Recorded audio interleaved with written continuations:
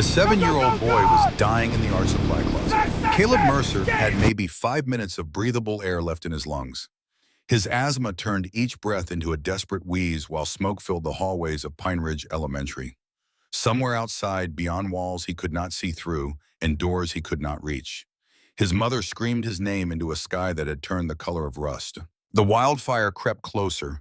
Flames chewed through dry timber on the ridge above town at 3,000 acres per hour, consuming everything in their path with the patience of something ancient and merciless. Heat shimmered through the windows of the school, warping the world outside into a vision that belonged more to nightmare than to Monday afternoon. And the only people who could reach him were 3 men everyone in town had feared just hours before. Men with leather vests, chrome motorcycles, and patches that read Hell's Angels. The one called Boon ran into the smoke without hesitation, following the sound of whimpering that most people would never hear over the roar of approaching hell. Sometimes heroes arrive wearing faces nobody expects. 36 hours earlier, Pine Ridge, California had been just another small town in the Sierra Nevada foothills. Population 3,847, drowning in August, heat and Sunday morning quiet. The rumble of Harley-Davidson engines shattered that quiet like thunder, splitting a cloudless sky. Elaine Whitfield stood behind the counter of her diner, her fingers tightening around the handle of the coffee pot as she watched through the plate glass window. 12 motorcycles rolled down Main Street in tight formation, their chrome catching the early sunlight, exhaust pipes growling with a sound that vibrated through the floorboards and into the soles of her shoes. Each bike carried a rider dressed in black leather, and the sight of them moving together down the center of town had a military precision that made Elaine's stomach tighten despite herself. "Lock the door," whispered Dottie Ashworth, her waitress of 15 years. Dottie's voice carried a tremor that Elaine had only heard once before during the earthquake of 2011, when the shelves had rattled and coffee mugs shattered on the floor. Elaine did not move. She had lived in Pine Ridge for 32 years. She had raised 2 daughters in the house on Birch Lane. She had buried her husband Frank in the cemetery on Oakwood Hill 7 years ago, and stood at his grave every Sunday after church talking to him about the diner and the weather and the way their grandchildren were growing. She had survived the recession of 2008 when half the shops on Main Street boarded their windows and never reopened. She had weathered the drought years when the reservoir dropped to 30% capacity and the hills turned the color of old parchment. She was not going to let a motorcycle club intimidate her in her own establishment. The bikes pulled into the angled parking spaces directly in front of the diner. Through the window, Elaine counted the riders as they dismounted. 11 men and 1 woman, all wearing black leather vests adorned with patches she could not quite make out from this distance. The leader, a broad-shouldered man with a beard streaked silver at the jaw, removed his helmet and surveyed Main Street with the unhurried authority of someone long accustomed to being watched. He had the look of a man who had ridden through weather both literal and figurative, whose face had been shaped by wind and years and decisions that left marks no mirror could fully capture. "They're coming in," Dottie hissed. She had retreated 3 steps toward the kitchen, her back pressed against the swinging door, her face drained of color. The bell above the front door chimed. A small sound, cheerful and ordinary, entirely at odds with the tension that had seized the room like a fist. The leader stepped inside. He was perhaps 55, with skin weathered to leather by decades of open road, and eyes that held both weariness and something else Elaine could not immediately name. Sadness, perhaps, or the particular resignation of a man who had stopped expecting kindness from strangers a long time ago. The patches on his vest were clear now. Hell's Angels, California. Below that, a smaller patch that read President, and a name tag hand-stitched in red thread against black fabric that said Boon. "Morning," Boon said. His voice was surprisingly quiet for such a large man. It carried the rough texture of someone who had spent years breathing exhaust and highway dust, but the tone itself held no aggression. "Party of 12. That a problem?" Elaine met his gaze directly. She had spent 32 years reading people across this counter. Liars and lovers, drunks and dreamers, the grieving and the grateful. She had served coffee to every kind of human being the Sierra Nevada could produce, and she had learned that the truest measure of a person was not what they wore or what reputation preceded them through the door. It was how they treated the person holding the coffee pot. Behind Boon, the rest of the group filed in with a quiet discipline that surprised her. They moved without shoving or jostling. Several nodded polite greetings as they passed. One younger man held the door for an older rider who moved with the careful gait of someone nursing a back injury. The woman whose vest bore the name Sparrow beneath her chapter patch had a canvas bag slung over one shoulder, and from its open top, Elaine could see the spine of a thick textbook. "No problem at all," Elaine said. Her voice held steady, and she was proud of that. "Booths or tables?" Something moved across Boon Crandall's weathered face. A flicker of surprise or maybe relief. It passed so quickly that someone less observant might have missed it, but Elaine had been watching faces for 3 decades. That small reaction told her more about this man's life than any patch on his vest ever could. "Tables would be fine. Thank you, ma'am." They pushed 3 tables together in the center of the dining room, arranging chairs with the practiced efficiency of people who had done this in 100 diners across 100 towns. As they settled in, Elaine noticed the reactions of her other customers. Earl Pemberton, who had been coming in every Sunday morning for 26 years to read his newspaper and eat the same order of 2 eggs over easy with rye toast, clutched his paper tighter. His knuckles went white around the newsprint. The Braddocks, who had brought their grandchildren for pancakes, gathered their things and left so quickly they barely touched their food, dropping 2 20s on the table without waiting for change. Nora Strickland, Pine Ridge's newly elected mayor, sat frozen in her corner booth, her fork suspended halfway between her plate and her mouth, her political composure cracking at the edges. Dottie emerged from the kitchen carrying a tray of water glasses. Her hands trembled as she set them down, the glasses chattering against each other with each careful placement. Elaine watched her for a moment, then took the order pad from her apron pocket and moved to the pushed-together tables herself. She worked her way around the group with professional efficiency, the same way she would take orders from any party of 12. Up close, details emerged that complicated the fearsome picture. The woman called Sparrow had red hair plastered back in a practical braid, and she had pulled out a medical textbook, Emergency Trauma Assessment 3rd edition, its spine cracked from use, its pages bristling with colored tabs. She studied between sips of water with the focused intensity of someone preparing for an exam, her finger tracing lines of text, her lips moving silently over terminology most people would never learn. One of the younger men, barely 25, had a sketch pad open beside his place setting and was drawing the view through the window with quick, confident pencil strokes. His vest read Canvas. When he sensed Elaine beside him, he looked up and his face held none of the hardness she expected. He had gentle eyes that belonged to someone who spent more time watching the world than fighting it. An older rider wore a medical alert bracelet on his left wrist. The woman with soft, kind eyes behind weathered features had a vest patch that read Dove, and she was showing photos on her phone to the man beside her, both of them smiling at images that looked like grandchildren blowing out birthday candles. A stocky man with enormous forearms and grease permanently embedded in the creases of his knuckles wore the name Torque on his vest. He ate his pancakes with precise mechanical movements, a man whose hands were trained to work on engines and did everything else with the same disciplined economy. Beside him, a compact, muscular rider called Diesel studied a road atlas with the same attention Sparrow gave her textbook tracing routes with a calloused finger. And the one called Flint, lean and sharp-featured, with the coiled energy of a greyhound at rest, wore a Sacramento Fire Department volunteer badge clipped to the inside of his vest, half hidden, as though he did not want to advertise it. Elaine cataloged these details with the same instinct she brought to everything in her diner. Not out of suspicion, but out of the habit of noticing that 32 years behind a counter had bred into her bones. She noticed because noticing was what she did. And what she noticed here did not match the story she had been told her entire life about people who wore these particular patches. They were polite. Every one of them said please and thank you. Nobody cursed, nobody raised a voice. They ordered eggs and pancakes and bacon and coffee, just ordinary people eating breakfast, except for the leather and the patches and the decades of reputation that preceded them through every door they entered. "We appreciate you serving us," Boon said quietly when Elaine brought his coffee. His thick fingers wrapped around the mug, and she noticed the scars on his knuckles, old and faded from a life lived with his hands. "Not everyone does." Elaine paused. She studied him for a moment longer than professional courtesy required, and he let her look without flinching. "Everyone's money spends the same in my place," she said, "and everyone deserves breakfast." She returned to the kitchen where Dottie was flipping pancakes with the nervous energy of someone diffusing a bomb. Through the service window, Elaine watched the dynamics at the table. They talked quietly among themselves, showed each other pictures on their phones, laughed at private jokes with the easy familiarity of family. Sparrow had her medical textbook propped against the syrup bottle, highlighting passages with a yellow marker while eating scrambled eggs with her free hand. Canvas sketched steadily, and when he noticed Elaine watching, he held up the drawing. It was remarkably good. The Main Street view rendered in precise, delicate lines that captured the morning light on the storefronts. The bell chimed again. Sheriff Cade Holbrook entered the diner as he entered every room.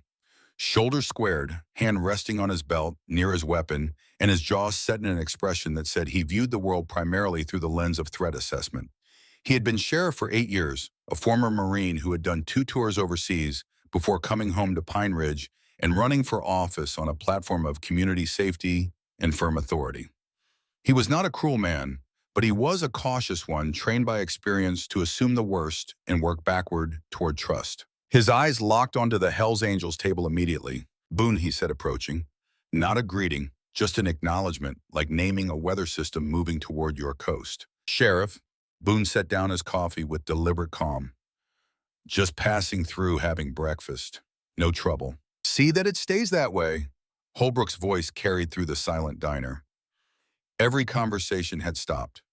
Every customer was watching. Pine Ridge is a quiet town. We like it that way. Understood. Boone's tone remained neutral, but Elaine noticed the tension in his shoulders the way the other club members had gone still. Not aggressive, but alert. Ready. The studied stillness of people who had been on the receiving end of this conversation many times before in many towns and had learned that the safest response was no response at all. Holbrook held the look for a long moment, then nodded curtly and moved to the counter. Elaine poured him coffee without being asked. She had been pouring Cade Holbrook's coffee for 8 years, and she knew his moods as well as she knew the weather patterns over the mountains. Today he was storm clouds and cold fronts, protective of his town and suspicious of anything that disrupted its rhythms. He was not wrong to be cautious. She understood that. A man who had spent his career protecting people developed instincts that did not switch off simply because the perceived threat ordered pancakes and said please. But caution and prejudice could wear identical faces, and sometimes it took a crisis to tell them apart. They'll be gone by morning, Holbrook said, though she had not asked. Camping up at Clear Lake tonight, Sacramento tomorrow. They seem decent enough, Elaine offered carefully. Holbrook lifted his coffee, held it near his lips without drinking. Decent's a word for people who haven't been tested yet, he said, and I'd rather not find out what test looks like in my town. He drank his coffee, left his usual $2 on the counter, and walked out into the Sunday morning light. Elaine watched him go, then watched through the window as he stood on the sidewalk for a long moment, watching the bikers through the glass with a stillness that suggested a man adding new variables to a calculation that never stopped running. As the Hells Angels finished their meal and prepared to leave, Elaine noticed the tips. 30% on every check left in neat stacks beside the plates. The tables were cleaner than most customers left them. Napkins folded, chairs pushed in, small courtesies that cost nothing but revealed everything. Boon approached the counter where Holbrook sat, and the sheriff turned on his stool, his body language taut with the coiled tension of a predator, acknowledging the presence of another predator in its territory. Just wanted you to know where we'll be, Boon said. Clear Lake Campground, heading to Sacramento at first light. We're not looking for trouble, Sheriff. Just riding. That's all we're doing. That's public land, Holbrook said after a pause. You've got a right. Appreciate the understanding. There was something in the way Boon said it, something more than courtesy. Elaine heard gratitude genuine and worn thin from years of being necessary. A man who had to thank law enforcement for simply allowing him to exist in public spaces. The transaction complete, Boon nodded and turned toward the door. After the 12 motorcycles rumbled away down Main Street, their engines fading into the distance like departing thunder, the diner exhaled. Conversations resumed at double volume, as though the room itself needed to fill the space the bikers had vacated with familiar noise. Earl Pemberton smoothed his crumpled newspaper and declared to nobody in particular that it was a disgrace those people riding through a family town like they owned the road. Nora Strickland finally ate her cold eggs in small, distracted bites, her political mind clearly had already calculating the public safety implications of motorcycle clubs passing through her jurisdiction. Dottie emerged from the kitchen with a look of pure relief, as though the building had been surrounded by wolves that had now moved on to hunt elsewhere. I thought for sure there'd be trouble, she said, pressing a hand to her chest. You hear stories? Stories, Elaine repeated. She was wiping down the pushed-together tables, collecting plates and cups with the practiced efficiency of 3 decades. Stories are what people tell when they don't have facts. She cleaned the tables herself. She collected the generous tips, stacked the plates, wiped down the surfaces. And under Boon Crandall's coffee cup, she found a note written on a paper napkin in handwriting that was small and careful, the penmanship of someone who took more care with words than most people would expect. Thank you for your kindness. It is rarer than you would think. Elaine read it twice. Then she folded the napkin and slipped it into her apron pocket, where it sat against her hip for the rest of the afternoon like a small, warm weight she could not quite explain. That evening, as Elaine closed the diner and stepped into the parking lot, she saw the smoke for the first time. Just a thin column rising from the mountains to the northeast, 10 or 12 miles away, pale against the darkening sky. Lightning had struck the previous night during one of those dry storms that haunted the Sierra Nevada in late summer. No rain, just electricity crackling through air so parched it seemed to snap between your fingers. The National Weather Service had issued red flag warnings for 3 consecutive days. Extreme fire danger, humidity at 8%, winds gusting to 40 miles per hour. The conditions for catastrophe were assembled in waiting for a spark, and the spark had come in the form of a bolt from a cloudless sky striking a dead pine somewhere in the backcountry and igniting the accumulated fuel of 5 drought years in a single silent moment. Elaine watched the smoke column for a long time, standing beside her car, with her keys in her hand and the day's exhaustion settling into her bones. The column grew thicker as she watched, turning from white to gray to something darker and more ominous against the sunset. The wind shifted, and for a moment she caught the smell of it. Sharp and acrid, the scent of forest surrendering itself to flame. But Elaine was not thinking about fire. Not yet. Not primarily. She was thinking about the napkin in her pocket, about Boon's quiet thank you, about the way his face had shifted when she said everyone deserves breakfast. She was thinking about prejudice and assumptions, about how easily people judged based on leather and chrome and reputation rather than on words spoken and hands offered. And she was thinking about the sadness in that man's eyes, a depth of loss that seemed too heavy for its source to be merely the accumulated weight of being unwelcome in roadside diners. She drove home through the amber light of sunset, and as she pulled into her driveway on Birch Lane, she paused. Something about Boon Crandall tugged at her in a way she could not dismiss. The note, the sadness in his eyes, the way he carried himself like a man walking through a world that had already made up its mind about him. Inside her kitchen, Elaine poured a glass of wine and sat down at the table where she and Frank had eaten 10,000 meals together. She opened her laptop, a habit her daughters teased her about since she used only 2 fingers to type, and searched for Boon Crandall Hell's Angels. The results loaded slowly on her rural connection. News articles mostly, a few from years past. She scrolled through them, expecting the usual stories of bar fights and traffic violations, and the low-grade criminality that clung to outlaw motorcycle clubs like exhaust fumes. Instead, she found something else entirely. A Sacramento Bait article from 18 years ago. The headline hit her like a slap. The article described a house fire in Rancho Cordova, a single-story home on a residential street. The fire department report said the blaze started from faulty wiring in the attic and spread with terrifying speed through the old construction. A 9-year-old girl named Lillian Crandall was trapped in her bedroom. Her father, Boon Crandall, aged 37 at the time, was away riding with his clubs somewhere in Nevada. By the time he got the call and raced home, it was over. His daughter was gone. The marriage did not survive the grief. His wife filed for divorce within the year, and in the court documents that the paper referenced, she had written words that must have cut deeper than any knife. You chose the road over your family. Now your family is gone. Elaine closed the laptop. She sat in her kitchen with her wine untouched and her chest tight and her eyes stinging, and she thought about a man who had ridden into her diner that morning, carrying 18 years of that particular grief behind a wall of leather and patches and a reputation that kept the world at arm's length. She thought about the note in her apron pocket. Your kindness is rarer than you would think. Written by a father who had lost everything, who had rebuilt his life around engines and brothers and the open road, because those were things that could not burn down while you were away. She understood now the sadness in his eyes that she could not name. Through her kitchen window, the column of smoke to the northeast had grown thicker. It was no longer white. It had turned a deep bruised gray, and at its base, barely visible against the mountain ridge line, she could see the faintest orange glow. Somewhere in the Sierra Nevada, something was burning. In Pine Ridge population, 3,847 people locked their doors and talked about the motorcycle gang camping at Clear Lake.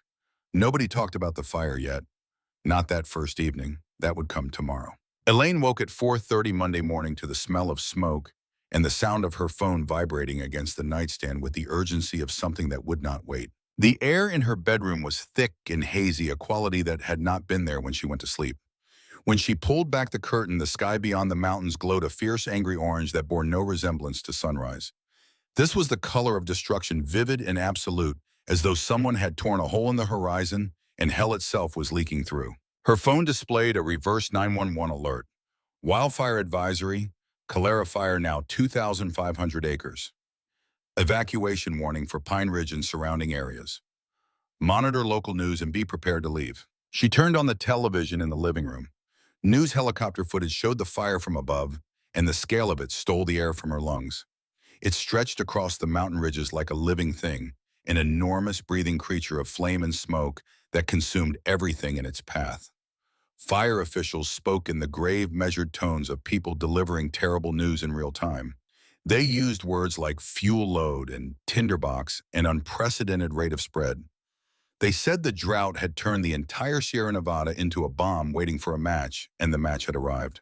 Elaine dressed quickly, her hands steady despite the fear that coiled in her stomach. She called her daughter Lisa in Sacramento, assured her she was fine, promised to monitor the situation. Lisa begged her to leave now, not to wait for an official order. "Mom, it is a building. You cannot replace yourself." But it was not just a building. Elaine's diner was 32 years of her life. It was the counter where Frank had proposed the booth, where both daughters had done their homework after school, the kitchen where she had cooked through grief and recession and drought, because the town needed somewhere to gather and she needed a reason to get out of bed. Every scratch on every surface held a memory. Abandoning it felt like leaving a piece of her own body behind. She promised Lisa she would be careful and drove to the diner through air that smelled like the inside of a wood stove. By the time she opened at 6 Main Street was already alive with anxious activity. People clustered on sidewalks pointing northeast at the wall of smoke that now obscured half the sky, turning the August morning into a false twilight. Sheriff Holbrook's patrol car crept down the street, his loudspeaker crackling with information and instructions. Evacuation warning in effect. Prepare to leave if ordered. Important documents, full gas tanks, emergency supplies. Be ready. The diner filled immediately. Not with people wanting breakfast, but with people wanting community, the comfort of familiar faces when the world outside was burning. Elaine kept the coffee brewing and the television on the news channel, playing its footage on a loop while anchors repeated the same terrible numbers. 2,500 acres. 0% contained. Winds gusting to 45 miles per hour and shifting unpredictably. "It is moving at 3,000 acres per hour, Earl Pemberton said from his usual booth. His weathered face had gone pale beneath its permanent tan. He had lived through the fire of 1987, the one that had taken 12 homes on the eastern edge of town, and the memory of that smaller catastrophe was written across his features, now magnified by the scale of what was approaching. "Winds are pushing it right at us. Same thing happened in 87, but this one is 10 times the size." Beside him there, Harlan Griggs from the hardware store nodded slowly. Harlan was 71 and had fought fires as a young man with the Forest Service before his knees gave out. He knew what fire could do, and the knowledge sat behind his eyes like a shadow. "Ground moisture is at 5%, Harlan said quietly. "Everything out there is dead fuel. Trees brush grass, all of it ready to burn. Once this thing gets a run going with this wind, nothing stops it short of a river or a highway. And I am not sure either one will do it today." Mayor Nora Strickland arrived at 7:30. Her usual composure frayed at the edges. She stood at the front of the diner and raised her voice to address the assembled residents, many of whom had come specifically because they knew this was where information would flow. "CAL FIRE has crews working containment lines," she said, her voice controlled but tight. "But the conditions are extreme. We are officially at an evacuation warning, which could become an evacuation order at any time. The community center is being set up as a staging area for those who need assistance evacuating." She paused, and Elaine saw her swallow hard before continuing. "Highway 49 North is our primary evacuation route. Highway 88 East is still clear. But if the fire continues at its current rate of spread..." She did not finish the sentence. She did not need to. Every person in that diner understood the geography of their peril. Pine Ridge sat in a valley with limited access. The mountains cupped the town on three sides like a palm holding water. The fire was approaching from the northeast, and if it spread far enough, it would cut off every route except Highway 49 South. And if it jumped the river, which fires of this intensity regularly did, even that last route would be threatened. They were sitting in a natural trap. By 9 o'clock, the first evacuees from smaller communities northeast of Pine Ridge began arriving. Families from Crystal Creek, couples from Timber Falls, dozens of vehicles packed with whatever people could grab in the minutes between receiving an evacuation order and fleeing their homes. Pets in crates, children with wide eyes, elderly passengers who looked dazed and disoriented, plucked from their routines and deposited into chaos. Their faces told the story, homes left behind, futures uncertain. The particular expression of people who have just learned how quickly everything solid can become smoke. Elaine and Dottie worked without stopping, handing out free coffee and sandwiches to anyone who needed them. She did not think about cost or inventory. She thought about hands that needed holding and stomachs that needed filling, and the fundamental truth that feeding people was what she had been put on this earth to do. Other businesses followed her lead. The hardware store opened early, distributing respirator masks and flashlights. The gas station held its prices steady despite the desperate demand, a decision that would cost the owner thousands and earn him something no amount of money could purchase. At 11:15, Sheriff Kate Holbrook returned. He stood in the doorway of Elaine's diner, and something about how he filled that doorway, his hand hanging at his side, his shoulders carrying a weight that had not been there 2 hours earlier, silenced every conversation in the room before he spoke a single word. "Fire is at 4,000 acres and 0% contained," he said. His voice carried the flat authority of a man delivering facts he wished were fiction. Wind shifted again. It is moving faster than anyone predicted. The evacuation warning is now an evacuation order. He paused, and in that pause, Elaine heard the collective intake of breath from 37 people. The sound of an entire room understanding simultaneously that the danger they had been discussing in abstract terms had become immediate and real, and bearing down on them with the speed of wind-driven flame. "You have 2 hours to leave Pine Ridge, everyone. No exceptions." He held up his hand against the eruption of questions. Highway 49 South is the primary route. Highway 88 East is still open, but that could change. Take only what you need. Help your neighbors. If you know of anyone who cannot evacuate independently, report to the community center. We will get everyone out. His eyes swept the room, and Elaine saw something in them she had never seen in 8 years of pouring this man's coffee. Fear, not panic. Kate Holbrook was not built for panic, but the deep, controlled fear of a man who understood that the margin between success and catastrophe was measured in minutes, and the minutes were running out. The diner erupted. People surged toward the door, pulling phones from pockets, calling family members, grabbing car keys. The controlled anxiety of the morning shattered into something rawer, more primal. The sound of fear had a particular quality when it moved through a crowd, and Elaine heard it now. Chairs scraping, voices overlapping, a child crying somewhere near the kitchen. Dottie gripped her arm. "Elaine, we have to go, now." But Elaine was looking at the television. The news helicopter had shifted its angle, and through the smoke and flame she could see something that froze her in place. The road to Clear Lake. It ran northeast from town, climbing through forested hills before reaching the lake and its campgrounds. Even on screen, even through layers of smoke, she could see the fire had overrun that road. Flames climbed through the timber on both sides, creating a corridor of destruction that nothing could pass through. "The fires have cut off the northern routes," the news reporter was saying, his voice strained with the effort of remaining professional while standing in front of the apocalypse. "Several camping areas are now inaccessible. Search and rescue teams are attempting to reach." Elaine grabbed her phone and called the sheriff's office. The dispatcher answered on the fifth ring, her voice thin and stretched with the weight of coordinating a disaster that was growing faster than anyone's capacity to manage it. "Those bikers," Elaine said urgently. "The Hells Angels. They were camping at Clear Lake last night. That is right in the fire's path. Have they been notified?" Silence on the line. A long beat that said more than words. Then in a voice that held resignation like a stone holds cold. "Ma'am, we are coordinating the evacuation of 3,000 people. We don't have resources to send anyone to Clear Lake right now. They are human beings. They need to be warned." "Ma'am, I will add it to the list. but we have confirmed residents who need transport assistance, elderly disabled families with young children.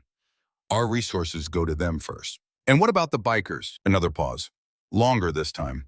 Ma'am, I understand your concern, but I have to prioritize the people we know are in immediate danger. Clear Lake may still be accessible from the north side. They may have already left. And if they have not, the dispatcher's silence was its own answer. Elaine hung up. She understood triage. She understood that a dispatcher managing the evacuation of an entire town could not prioritize 12 strangers camping on public land when there were nursing home residents who needed ambulances and children who needed car seats and elderly couples who could not drive themselves to safety. She understood the math, and the math was brutal and correct. But the resignation in that voice told her everything she needed to know. Nobody was going to warn the bikers at Clear Lake. They were outsiders, unwelcome, feared. In the chaos of evacuation, they had been forgotten. Or perhaps not forgotten.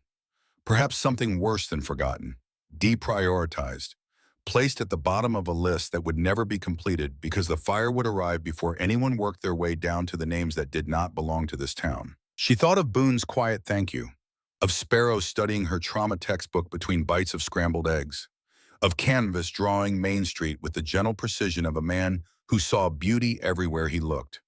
She thought of the napkin in her apron pocket, hanging now on a hook in the kitchen. Your kindness is rarer than you would think. She thought of a 9-year-old girl named Lillian who had died in a fire 18 years ago while her father was somewhere on the road, unable to reach her in time. She thought of what it would mean if Boon Crandall survived losing his daughter to fire, only to die in one himself in a place where nobody came to warn him because nobody believed he was worth saving. Dottie was pulling at her arm, begging her to leave. The diner was nearly empty now, the last customers rushing to their cars. Outside, the stream of vehicles heading south on Highway 49 had become a river. The sky had darkened further, the smoke transforming midday into a bruised and ominous twilight. Elaine pulled free of Dottie's grasp. Go, she said. Take your car and head south. I will catch up. Where are you going? To Clear Lake. Dottie's mouth opened, closed, opened again. Elaine, the road is on fire. You cannot. I have to try. You will die trying. Maybe, but they will definitely die if nobody tries at all. She did not wait for an argument. She was already moving through the kitchen, grabbing her keys from the hook, pushing through the back door into the parking lot. The heat hit her like opening an oven. The temperature had risen 15 degrees in the last hour, and the air tasted of char and pine resin and something chemical and sharp that burned the back of her throat. Ash drifted through the air like gray snow settling on the hoods of parked cars and the leaves of the maple trees that lined Main Street, coating the world in a fine powder that turned everything the same dead color. Elaine climbed into her sedan and pulled onto Main Street, turning north while everyone else drove south. She passed Sheriff Holbrook's patrol car at the main intersection, and he turned to stare at her with an expression of pure disbelief. She saw his mouth form a word, maybe her name, maybe a curse, but she did not stop to find out. She did not have time, and she was not sure she could articulate what was driving her anyway. It was something beyond logic, beyond the careful risk assessment that had kept her alive and solvent for 60 years. It was the certainty that you did not leave people to die simply because their leather vests frightened you. It was a napkin in an apron pocket and a 9-year-old girl named Lillian who had already died once in a fire that nobody could prevent. Elaine could not go back 18 years and save Boon Crandall's daughter, but she could drive north and try to save the man himself. She drove north on County Road 14, the route to Clear Lake. For the first 2 miles, the road was clear. Smoky visibility down to 100 yards, but passable. Then the smoke thickened. At 3 miles, she could barely see the road ahead. At 4 miles, she had to slow to a crawl, navigating by the feel of the tires on asphalt, the world reduced to a gray and orange haze that pressed against the windows like something alive and hungry. At mile 5, she saw the glow through the smoke to her right. Close. Too close. The fire had moved faster than anyone predicted, and the trees lining the road were not just smoking. They were burning. She could see flames climbing the trunks, could hear the sound of them above her engine. A sound like a freight train mixed with a furnace, the collective voice of 1,000 trees surrendering their existence to heat. A burning branch fell across the road 50 yards ahead, then another. Elaine braked hard, her tires sliding on the ash-covered asphalt. Through the windshield, she could see it clearly now. The road ahead was impassable. Not merely dangerous or risky, but genuinely physically impassable. Flames crossed the road in a continuous sheet, and the heat radiating through her closed windows was intense enough to make her skin prickle with warning. She sat in her car at the edge of the inferno, gripping the steering wheel with both hands, and felt something crack inside her chest. She had come to save them, and she could not reach them. The road was gone. The fire had swallowed it whole, and there was nothing a 60-year-old woman in a sedan could do against that kind of destruction. She turned the car around. The three-point turn on the narrow road was the hardest thing she had done in years, not because of the mechanics, but because each degree of rotation felt like a betrayal. She was leaving them. 12 people who had sat in her diner yesterday morning and said please and thank you, who had tipped 30% and left a note she would carry until the day they buried her beside Frank on Oakwood Hill, and she was leaving them to burn because the fire was bigger than her courage and the road was gone. The drive back to Pine Ridge took 20 minutes through smoke so thick she navigated by memory and prayer. Twice she had to stop and wait for visibility, her headlights reflecting off the particulate wall around her, creating a cocoon of gray that felt like being buried alive.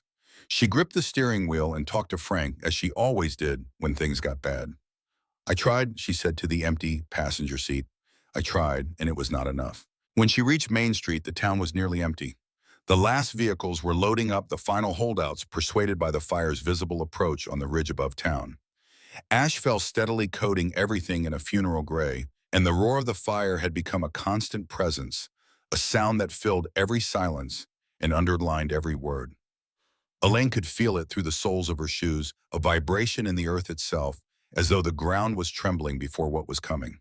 Elaine pulled to a stop near the main intersection, her hands shaking, her throat raw from smoke, her heart broken by failure. She had tried, and it had not been enough. The bikers at Clear Lake were beyond her reach, beyond anyone's reach, and the only thing left to do was join the evacuation and carry the weight of that knowledge for the rest of her days.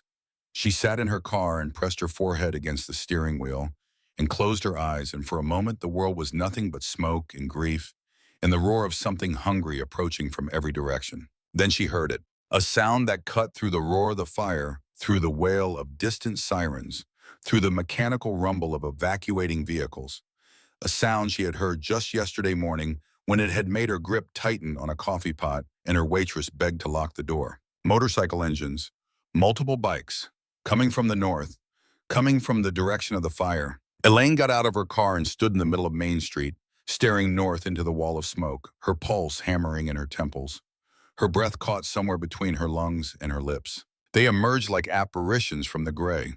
One headlight pierced the murk, then two, then six, then all 12 materializing out of the smoke and ash like ghosts riding out of hell itself.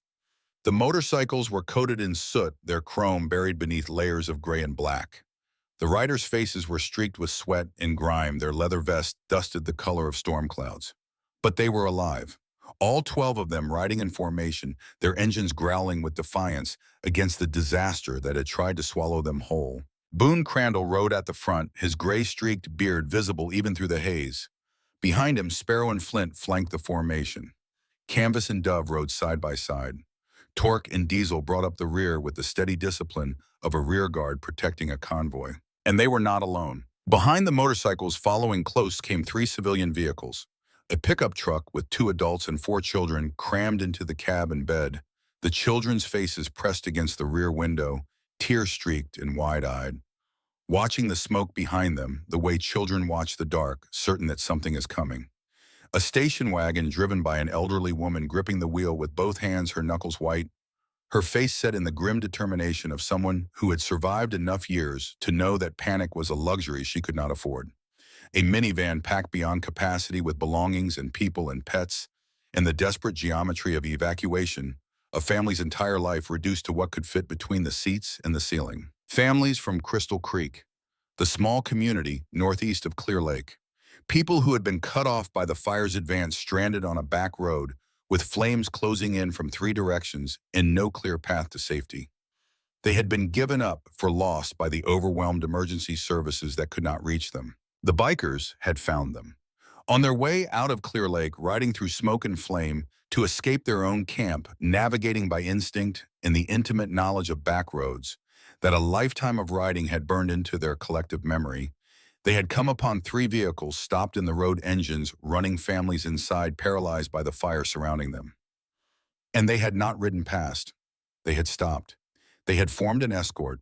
They had led these strangers through gaps in the fire line that only someone willing to ride ahead into smoke could have found. 12 people who owed this town nothing, who had been feared and dismissed and forgotten in the emergency's triage, who had saved themselves and then instead of racing south to safety, had stopped to save others. Boon Crandall dismounted in front of Sheriff Holbrook, who had been coordinating the final evacuation at the intersection. Boon pulled off his bandana to reveal a face blackened with smoke, his gray-streaked beard singed at the edges, his eyes bloodshot, but absolutely unmistakably clear. "Sheriff," he said. His voice was rough with smoke, but the words came steady and sure. "What can we do to help?" The question hung in the air between them, simple and enormous. Cade Holbrook stared at Boon Crandall for a long moment. Behind them, the fire announced its arrival at the northern edge of Pine Ridge, with a sound like the world itself was tearing. Structures on the outskirts had begun to catch, and the smoke carried with it the particular smell of houses burning insulation and paint, and the accumulated decades of human habitation returning to the atmosphere in one terrible exhalation. Elaine stood beside her car, smoke burning her eyes, ash settling on her shoulders like gray snow, and watched 2 men weigh each other across a distance, measured not in feet, but in decades of assumption and mistrust. Holbrook looked at the 3 families the bikers had rescued. He looked at the children climbing out of the pickup truck, coughing and crying and alive. He watched one of the bikers, Dove, helping the elderly woman from the station wagon with both hands guiding her steps, with a tenderness that seemed impossible to reconcile with the patches on her vest. He watched Flint checking the children for smoke inhalation, his volunteer firefighter training emerging naturally, the badge inside his vest no longer hidden, but displayed by the simple act of doing what he had been trained to do. The sheriff looked back at Boon. And in that look, something shifted. Not trust, not yet. Trust was a structure that required time and evidence to build, and they had neither. But the first fracture appeared in a wall built from fear and maintained by habit. A crack thin enough to be invisible from a distance, but wide enough for light to pass through. Sparrow stepped forward, pulling off her helmet. Her red hair was plastered to her head with sweat, and her face was streaked with soot, but her eyes held a clarity forged by years of making decisions in emergency rooms where hesitation cost lives. "I am a registered nurse," she said. 4 years trauma, 3 years emergency room. Flint is a volunteer firefighter in Sacramento. Diesel has heavy equipment certification. We are not asking to stay. We are asking to be useful. Holbrook's radio erupted with overlapping emergencies. A family stranded on Miller Road with a disabled vehicle. Elderly residents at the Sunset Care Facility still awaiting transport. Reports of the fire spotting across Highway 88 threatening to cut off the eastern evacuation road entirely. The sound of a man's resources being overwhelmed by the scale of what he faced. The smoke thickened around them. The fire roared closer. Ash fell in the space between the sheriff and the biker like snow in a world without winter. And Pine Ridge held its breath, waiting to learn what kind of story this would become. Sheriff Cade Holbrook made his decision the way Marines made decisions, fast and final, with the understanding that hesitation killed more people than bad choices ever did. "The nursing home," he said, "Sunset Care 2 blocks east. 37 residents, most with mobility issues. The transport buses are stuck in traffic south of here. We need to move them now or they don't make it out." He said it to Boon Crandall, but his eyes swept across the assembled bikers, measuring them as he had once measured his squad before a patrol. Calculating capacity, assessing risk, running the cold arithmetic of survival against the dwindling clock. Boon turned to his crew and began assigning roles with the calm authority of a man who had coordinated complex operations before, though never under circumstances quite like these. His voice carried over the rumble of idling engines and the deeper, more ominous rumble of the fire consuming the northern ridge. "Flint, you're with the sheriff. Coordinate evacuation priorities and routes. Diesel, take Torque and 2 bikes to Miller Road. Family stranded with a disabled vehicle. Get them moving south. Sparrow, you and Dove and Canvas come with me to the nursing home. Medical assessment first. The rest of you spread out. Every street, every house. Knock on doors. If someone's still in there, get them out." The bikers moved with the synchronized efficiency of people who had spent years operating as a unit. Within 60 seconds, they had dispersed across Pine Ridge, like fingers spreading from a fist, each one carrying a specific purpose into the chaos. Elaine stood beside her car and watched them go. Then she looked at Boon, who was mounting his bike to ride the 2 blocks to Sunset Care, and she made her own decision. "I'm coming with you," she said. Boon looked at her. His smoke-reddened eyes held a question he did not ask out loud. "You'll need someone they trust," Elaine said. "Those nurses don't know you. Those patients don't know you. But they know me. I've been bringing pies to that place for 20 years. Boone held her gaze for a single beat, then nodded. "Get on." Elaine had not ridden on a motorcycle in her entire 60 years of life. She climbed onto the back of Boone Crandall's Harley-Davidson with the graceless determination of a woman who understood that dignity was a luxury she could not presently afford, gripping the seat with her thighs and holding onto the back of his leather vest with fingers that left permanent impressions in the leather. The bike surged forward through the ash-filled street with a power that vibrated through her bones and made her teeth ache, and her stomach lurch, and the wind carried smoke and heat against her face with the intimacy of something trying to know her. She thought of Frank. He would have laughed. He would have said Elaine Whitfield on a Harley-Davidson. "Well, I have now seen everything," and she would have told him to hush and hold on tighter. 2 blocks had never felt so long or so short. Sunset Care Assisted Living was a single-story facility built in the 1990s, a sprawling beige building with a covered entrance and a parking lot that was currently empty of everything except a maintenance van and a sedan that belonged to the head nurse. The American flag on the pole out front hung limp in the smoke-heavy air, barely visible through the haze. The transport buses that were supposed to evacuate the residents were somewhere on Highway 49, trapped in the same gridlock that was choking every road out of Pine Ridge. Inside the scene was controlled chaos. Nurses moved between rooms with the frantic energy of people who understood the stakes but did not have the resources to meet them. The hallways smelled of disinfectant and anxiety, and beneath those smells, increasingly of smoke. It was seeping in through the ventilation system, now thin but unmistakable, a reminder that the fire did not respect walls or schedules or the vulnerability of the people behind them. The head nurse was a woman named Ruth Ann, 53 years old, with a composure forged by decades of managing crises in medical settings, now confronting a crisis that fell entirely outside her training. She stood at the main desk with a clipboard pressed to her chest and a phone wedged between her ear and shoulder, arguing with someone about bus dispatch times while 2 aides hovered behind her waiting for instructions she did not have. When Boone walked through the front door in his soot-covered leather vest with his Hells Angels patches visible in the fluorescent light, Ruth Ann stopped mid-sentence. She lowered the phone. She stared at him and then at Sparrow and Dove and Canvas filing in behind him, and then at Elaine, who was the last through the door, breathing hard from the motorcycle ride and the smoke and the accumulated weight of everything this day had already demanded of her. Ruth Ann's expression cycled through recognition, confusion, and a visible internal calculation that ended with her mouth opening but no words coming out. "Ruth Ann," Elaine said, stepping forward. She put her hand on the nurse's arm, a gesture of connection, of familiarity, of trust transferred through physical contact. "These people are here to help. They're the ones who just brought 3 families through the fire from Crystal Creek. The sheriff sent them. We need to move all 37 residents, and we need to do it now." Ruth Ann looked at the patches, looked at Elaine, looked at the smoke wisping through the ventilation grate above the desk. "I have 4 staff," she said. 4.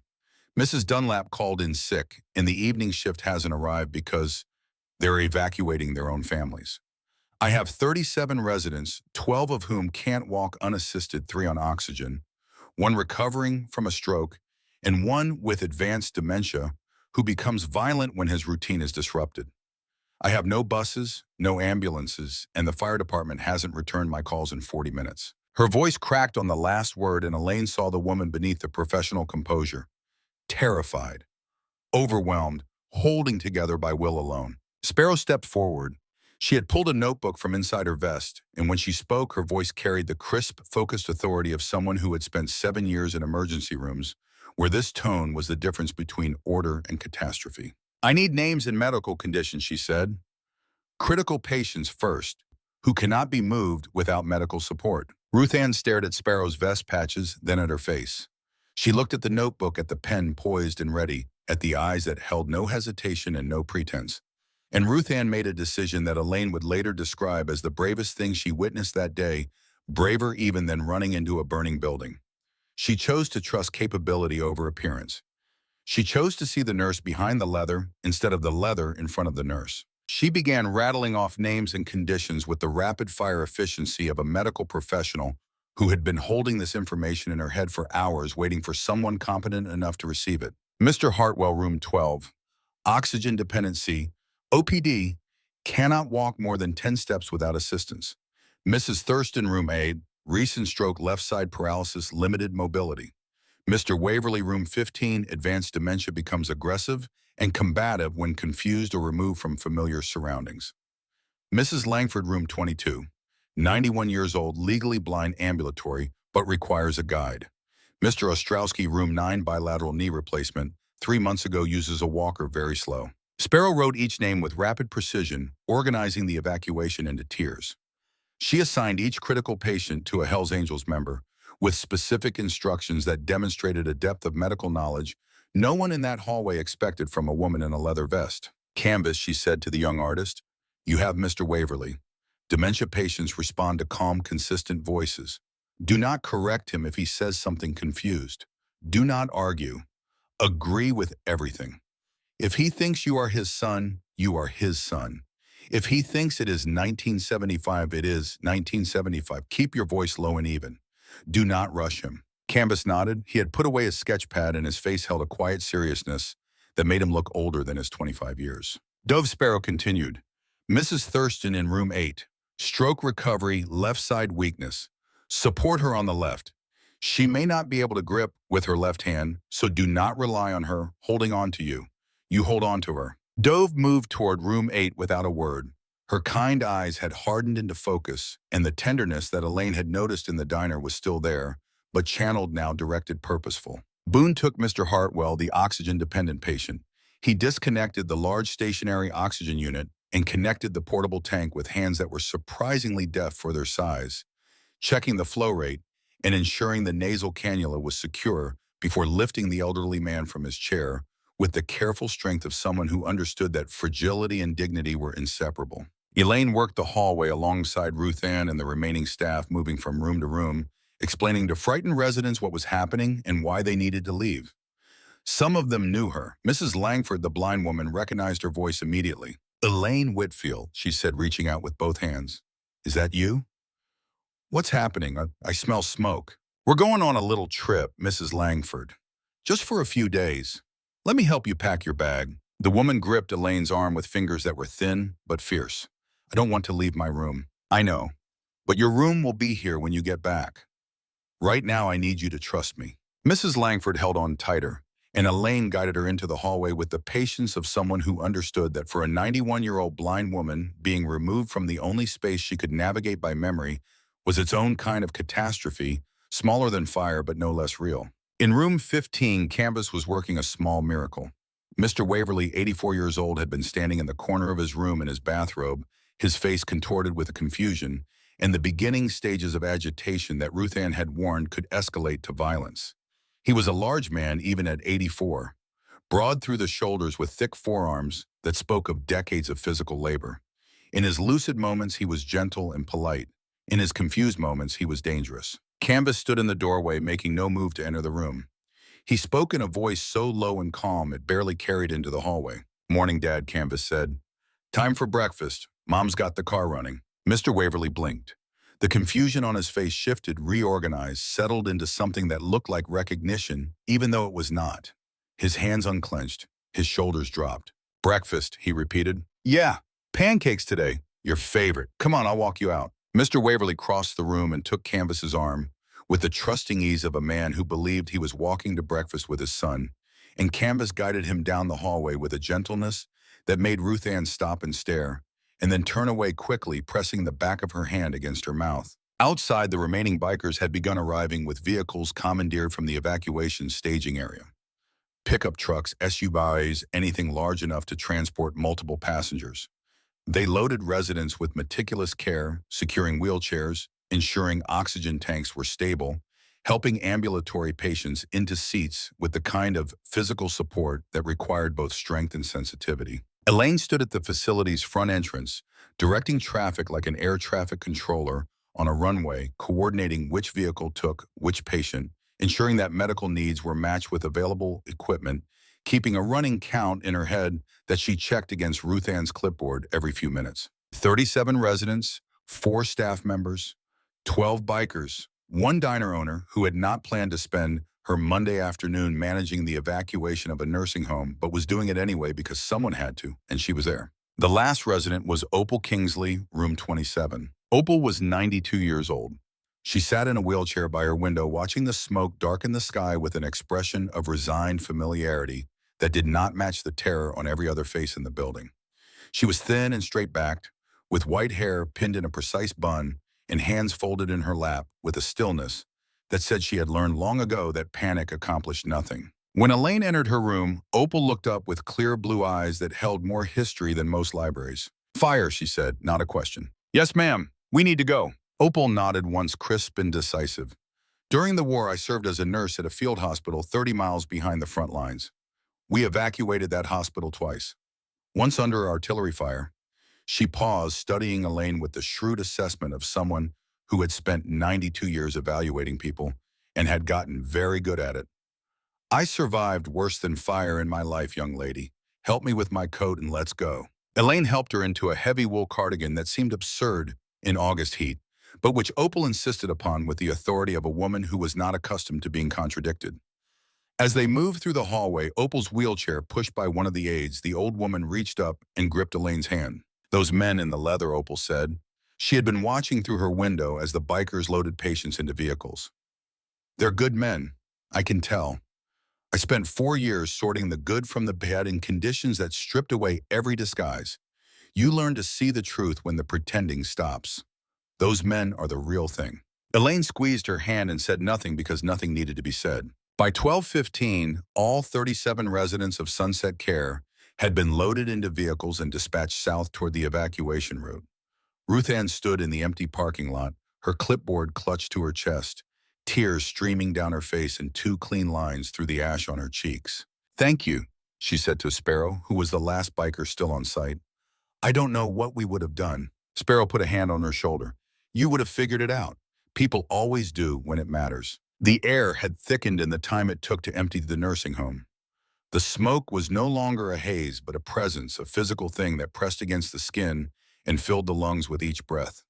Through it, Elaine could see the fire on the ridge above town, closer now. Individual flames visible among the trees, like the fingers of an enormous hand reaching down the mountainside toward everything she loved. Boon pulled his motorcycle alongside Elaine.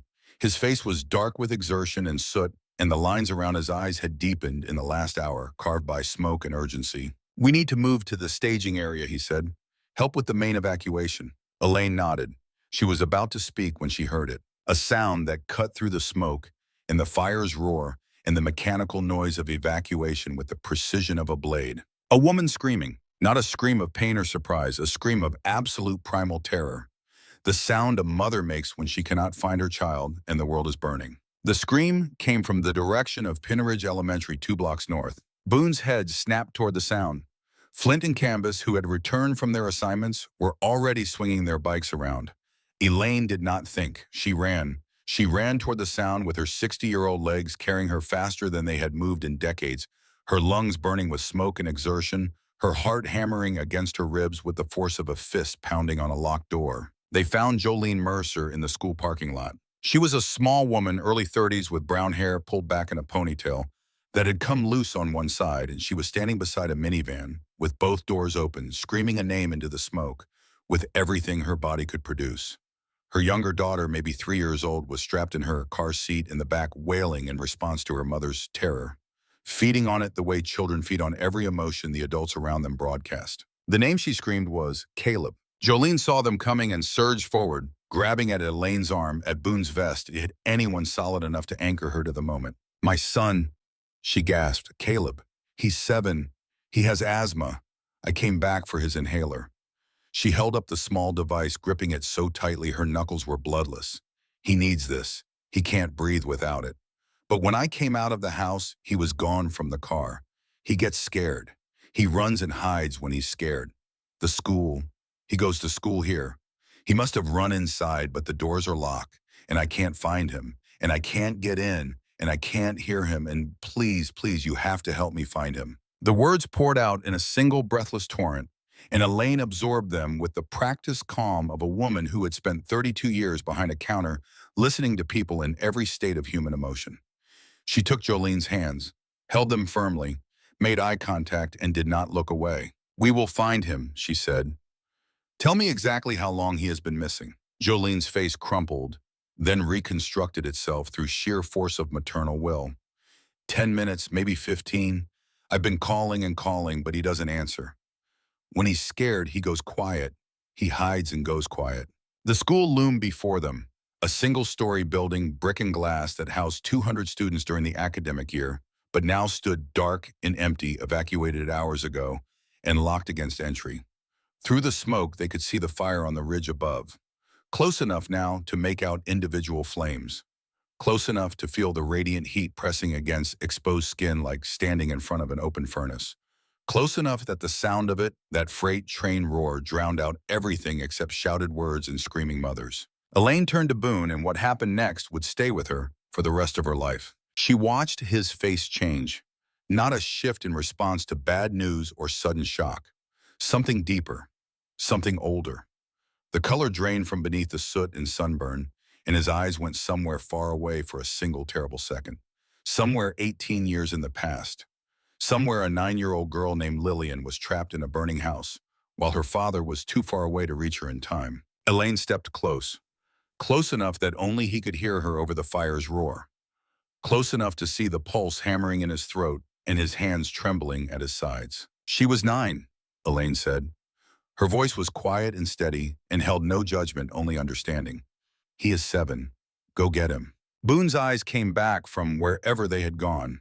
He looked at Elaine, and in that look she saw a man confronting the worst moment of his life, not as a memory, but as a second chance.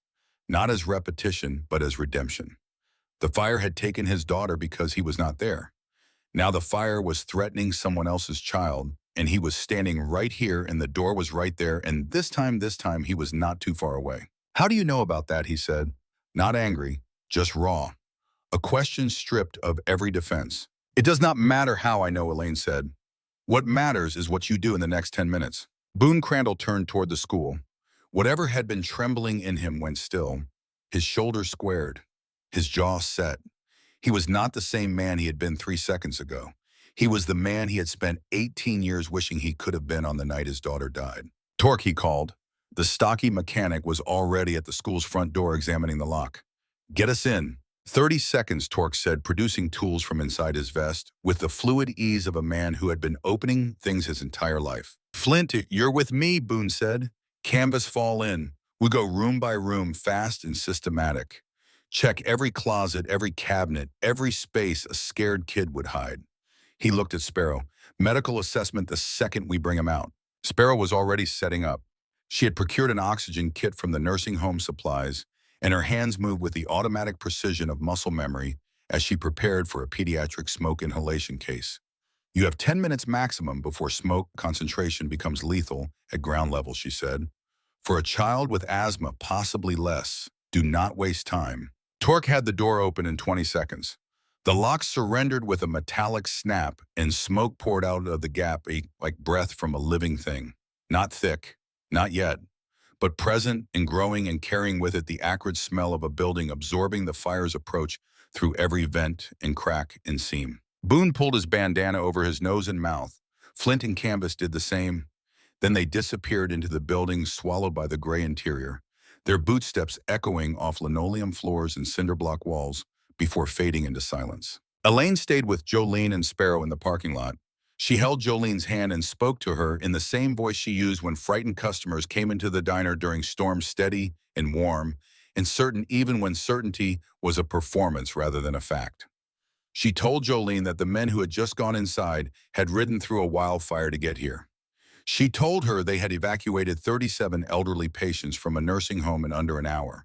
She told her they would find Caleb because finding people in danger was what they did, even when the world told them they were the danger. In the back seat, the 3-year-old girl had stopped wailing and was now hiccuping, quietly exhausted by her own terror. 1 minute passed, 2. Elaine counted the seconds with the same precision. She counted change at the register precisely, and without allowing her mind to wander toward what each second meant for a 7-year-old boy with asthma trapped in a building filling with smoke. She held Jolene's hand and she counted, and she watched the school's entrance for movement. 3 minutes. 4. The fire's roar had grown louder.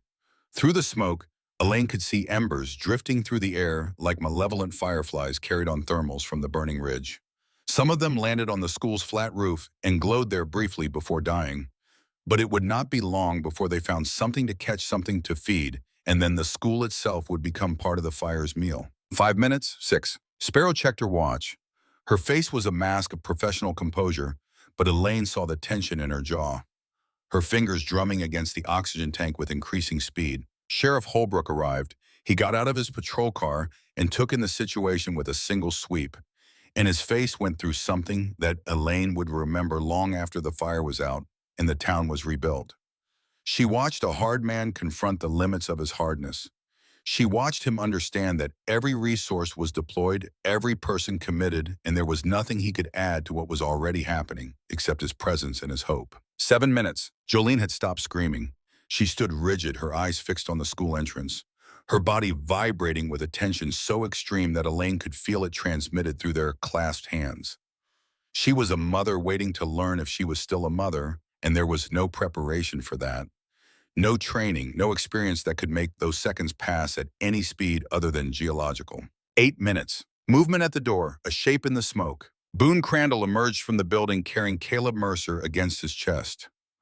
The boy's face was buried in the biker's neck, his small arms locked around Boone's shoulders with the desperate grip of a child who had decided that this large, terrifying stranger was the safest thing in a world that had become nothing but smoke and fear. Flint and Canvas flanked them both, coughing hard, their faces blackened beyond recognition, their eyes streaming. Sparrow moved immediately. She took Caleb from Boone with practiced hands, laid him on a blanket she had spread on the asphalt, checked his airway, his breathing, his pulse.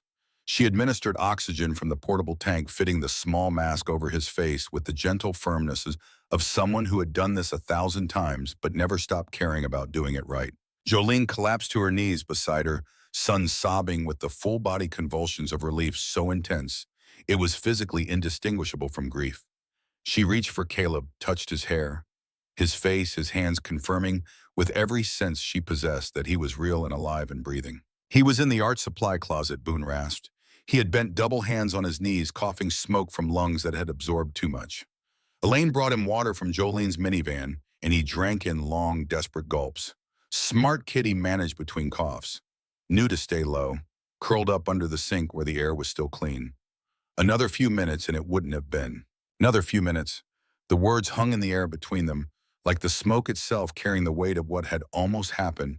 What would have happened if 3 men in leather vests had not run into a building that everyone else had abandoned? Caleb coughed weakly beneath the oxygen mask. Then he opened his eyes and looked up at Boone, who was still bent over, still coughing, still wearing the Hells Angels patches that the boy's parents had warned him about his entire short life. The boy's eyes were red-rimmed and glassy with smoke and tears, but they were open and focused and alive. "You're one of the bad guys," Caleb whispered. The words came out thin and reedy through the mask, filtered through the oxygen and the residual wheeze of aggravated asthma. "My dad says you're bad guys." Boone straightened. He looked down at the boy, and Elaine watched the man's face undergo a transformation that she would carry with her for the rest of her life. The hardness that decades of road and reputation had built into those features softened into something approaching sadness, but also something approaching peace. "Yeah, kid," Boone said. His voice was rough with smoke and emotion, and the particular vulnerability of a man who had just relived and rewritten the worst moment of his history. "That's what people say. But sometimes bad guys do good things too." Caleb studied him through the mask. His 7-year-old mind was working behind those red-rimmed eyes, processing new information against old assumptions, testing what he had been told against what he had just experienced. 7 is young enough to believe what your parents tell you, and old enough to recognize when the evidence contradicts the lesson. Then he said something that cracked the world open. "I think my dad was wrong about you." 5 words from a child on a parking lot blanket with an oxygen mask on his face and ash in his hair. 5 words that carried more weight than any sermon or speech or editorial, because they came from the only court of judgment that mattered. The court of direct experience. The court of a boy who had been hiding in a closet waiting to die and had been carried out by a man in a leather vest who smelled like smoke and engine oil and something that might have been tears. Boon did not respond. He turned away and Elaine saw him press the heel of his hand against his eyes in a gesture that was quick and fierce and utterly private. She was the only one who saw it. Jolene was bent over Caleb. Sparrow was monitoring vitals. Flint and Canvas were coughing against the side of the building. Sheriff Holbrook stood 3 feet away, with his hand on his radio and his jaw locked against whatever was moving through him. Only Elaine saw Boone Crandall, president of the Hells Angels, weep for 3 seconds in a school parking lot. And she understood that those tears contained 18 years of grief and guilt, and the fragile, astonishing relief of a man who had finally been in the right place at the right time. She did not mention it. She would never mention it. Some moments were too sacred for words, and this was one of them. "We need to move," Holbrook said. His voice was controlled but urgent. "Fires reached the northern blocks. Structures catching on Oakwood Drive. We have maybe 30 minutes to get everyone out." The evacuation became a race measured in blocks and minutes. Boone organized the remaining bikers into a sweep pattern, working south through Pine Ridge Street, by street, knocking on doors, checking homes, searching for anyone still sheltering in place. Flint coordinated with Holbrook's deputies on radio mapping, cleared zones against the fire's advancing edge. Sparrow loaded Jolene and both children into the minivan and sent them south with instructions for the medical staff at the evacuation center in Placerville. Elaine found herself at the center of the civilian evacuation, standing at the main intersection where Highway 49 carried the stream of fleeing vehicles south. The traffic lights had gone dark when the power failed, and without them, the intersection had become a choke point where fear and confusion and mechanical failure conspired to create gridlock at the worst possible moment. She stepped into the intersection. She did not think about it. She did not plan it. She stepped into the center of the crossroads as naturally as she stepped behind her counter every morning, with the automatic authority of a woman who had spent her life managing the flow of people and food and conversation, and she began directing traffic. Her arms moved with clear, decisive gestures. "Stop, go, merge right, wait." She waved pickup trucks through, held up her hand to pause sedans, created gaps for larger vehicles carrying families and pets, and the accumulated possessions of abandoned homes. When a car stalled, she directed traffic around it. When a driver panicked and froze at the wheel, she walked to their window and spoke to them with the same voice she used to calm the diner during thunderstorms, firm and warm and unshakable. Boone saw her from 3 blocks away. He had been clearing the last houses on Maple Street, and when he turned his bike south and saw Elaine Whitfield standing in the middle of the intersection in her diner apron, directing evacuation traffic with the authority of a 5-star general, something crossed his face that looked very much like awe. By 2 o'clock, the last vehicles were leaving Pine Ridge. The fire had consumed the northern edge of town, and through the smoke, Elaine could see flames climbing 60 feet into the air above homes on Oakwood Drive. Homes where people had lived and loved and built their lives, now reduced to fuel for something vast and indifferent. The cemetery where Frank was buried sat just below the ridgeline, and she could not see whether the fire had reached it. She chose not to look too hard. The final convoy formed on Main Street, Sheriff Holbrook's patrol car at the front, civilian vehicles in the middle packed with people and animals and whatever fragments of their lives they had managed to carry. And at the rear, 12 motorcycles in formation, their engines growling beneath the fire's roar like a defiant answer to destruction. Every resident accounted for, every nursing home patient transported, every holdout persuaded or carried or driven to safety by strangers in leather vests who had no obligation to any of them. Elaine climbed into her sedan with Dottie beside her. Dottie, who had not left when Elaine told her to, who had driven 2 blocks south before turning around and coming back because 15 years of loyalty overrode self-preservation. She had walked into Sunset Care without explanation, taken a clipboard, and spent 2 hours loading patients and distributing water with a quiet competence that surprised them both. The convoy began to move south on Highway 49, a slow-moving river of headlights and taillights crawling through smoke so thick that the car ahead was little more than a red glow in the murk. Elaine drove with both hands locked on the wheel, following those taillights the way a sailor follows a lighthouse, trusting that the light ahead meant safety, even when nothing else was visible. Dottie sat beside her, gripping the armrest. For 40 minutes they crawled south. The smoke pressed against the windows. The temperature inside the car climbed despite the air conditioning. Through the haze, Elaine could see families in adjacent vehicles. Children's faces pressed against glass, staring out at a world that had become alien and terrifying. Elderly passengers slumped against headrests, exhausted beyond endurance. Dogs panting in back seats. A cat carrier balanced on someone's lap. 3,847 people, minus no one plus evacuees from Crystal Creek and Timber Falls, and a dozen other small communities that had emptied into Pine Ridge before Pine Ridge itself had to run. At 2:45, the convoy stopped. The brake lights ahead of Elaine lit up in a chain reaction, and the river of vehicles went still. For a long moment, nothing happened.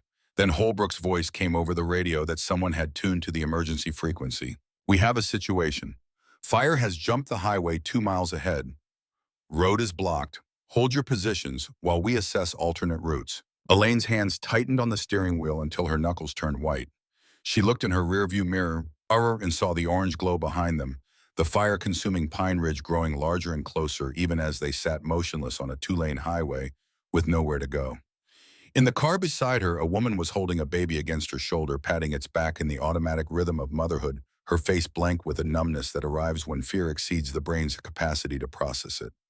Ahead, a man had gotten out of his truck and was standing on the road staring north into the smoke as though he could see through it to the answer that would save them all. They were trapped.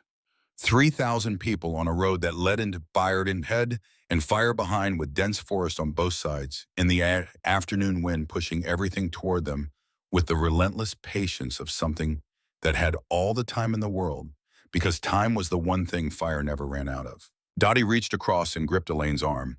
Her face was pale beneath the ash. Her eyes held the raw terror of someone who had just realized that the worst-case scenario she had been trying not to imagine was the scenario they were living. "What do we do, Elaine?" Elaine looked at the stopped vehicles stretching ahead into the smoke. She looked in the mirror at the vehicles behind her. She thought about the children in those cars, the elderly in those trucks, the 37 nursing home patients somewhere ahead, and the convoy patients she had personally helped load into vehicles just hours ago. She opened her car door and stepped out into the smoke. "We organize," she said, "and we wait for someone to find us another way out." The motorcycles appeared within minutes, weaving between the stopped vehicles like threading needles through fabric. Boon pulled alongside her window, his face grim beneath fresh layers of soot.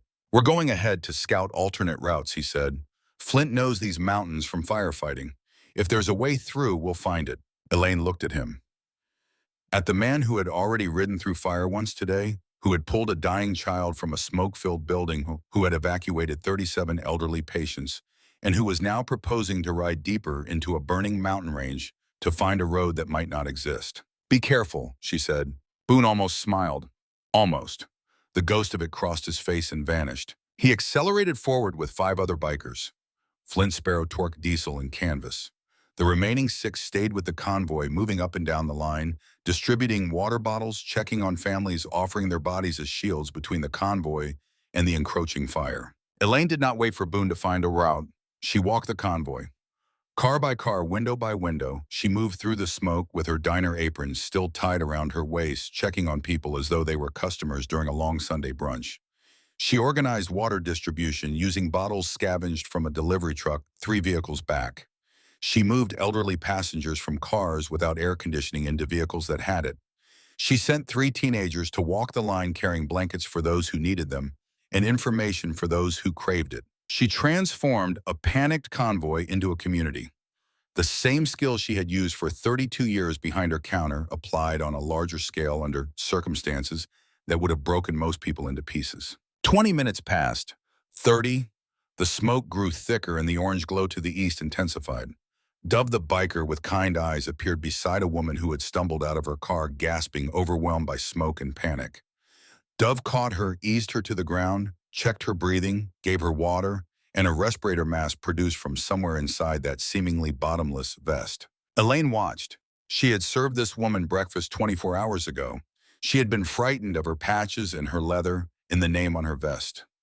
Now she was watching her save a stranger's life with the same tenderness you would show a child. The radio crackled. Sheriff Boon's voice came through rough with smoke and urgency.